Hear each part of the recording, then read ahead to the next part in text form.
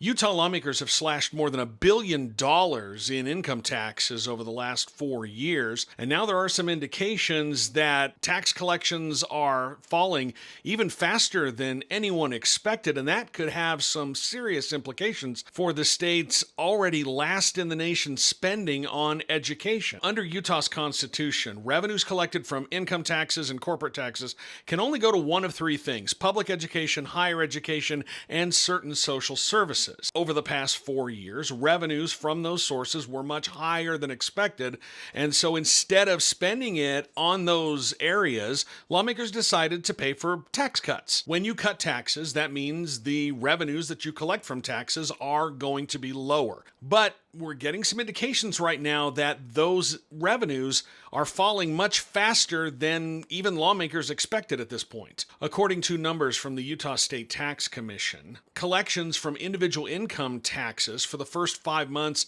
of the current fiscal year were 3.3% less than the year before. And corporate taxes were down 16% from the first 5 months of the previous year. That's not what lawmakers were expecting to see when they set the budget for the current fiscal year. They're projecting that individual income tax collections would actually go up 2.9%, and corporate taxes would drop by about 4%. We're only 5 months into the year. There's time for these to recover, but as it stands right now, they are more than 6% off projections for income tax collections and almost 12% off what they thought corporate tax collections would look like. In real numbers, they're about $100 million less than they were for the first 5 months of the previous year. Lawmakers aren't ready to panic just yet because this has happened before. Last year, before the session started, the tax collections for the first 3 months of the year were down about $120 million, but they rebounded when they got the revenue projections in February, and so it's not time to panic just yet. Last month, lawmakers voted to set about $165 million aside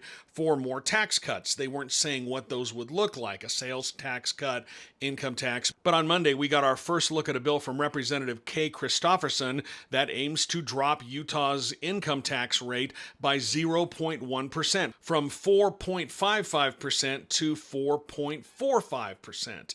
And it just so happens that dropping the income tax rate by 0.1% will cost about $165 million, which is exactly what they set aside. When they do an across-the-board income tax cut like this, where they're dropping the rate by 0.1%, 0.2%, most of the benefits of that go to those at the upper end of the income scale. The tax cut that lawmakers passed last year, more than 60% of the money for that tax cut went to those with the top 20% of incomes in the state. Those with the top 1% of incomes get 20% of the money set aside for that tax cut, meaning those at the lower end of the income scale have to divide up everything else. Money for an income tax cut comes out of revenues that could go towards public education, higher education, and social services. Utah already spends the least per pupil in the entire country. We're dead last in per pupil spending when it comes to public education. According to numbers from the Census Bureau from 2022, which is the latest that are available,